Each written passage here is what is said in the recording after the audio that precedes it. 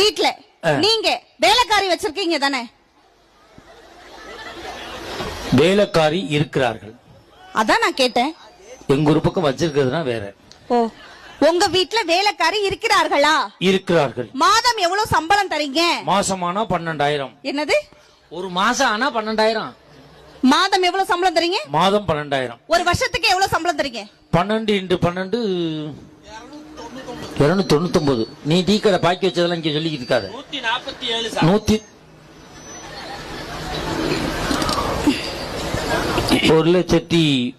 1,40,40 அந்த இது பணம் கொடுக்குறேன். நான் கேக்குறேன், ஒரு வருஷத்துக்கு 1,44,000 ஓவா தரீங்க.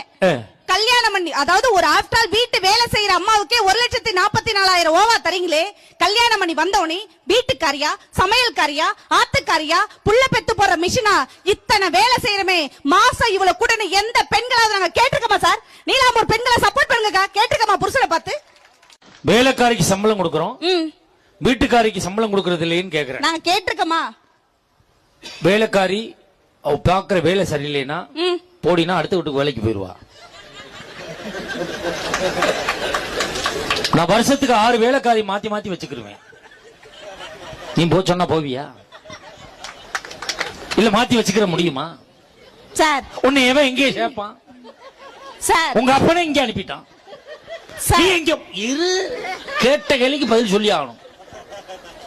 வேலைக்காரி நீ ஒன்னா? வேலைக்காரி நாங்களும் ஒண்ணுன்னு சொல்லல. அப்புறம் என்ன அவ சம்பளம் கேட்கற, நீ கேட்கலன்னு என்ன அர்த்தம்? அதை தாண்டி வேலை செய்யறமே கேக்குறமான்னு கேட்டேன். அதான் கேக்குறியேன்னு. நீங்க கேக்குறங்க நியாயத்தை இந்த ஊர்ல நான் நீலாம்பூர்ல கேக்குறேன். கேளு.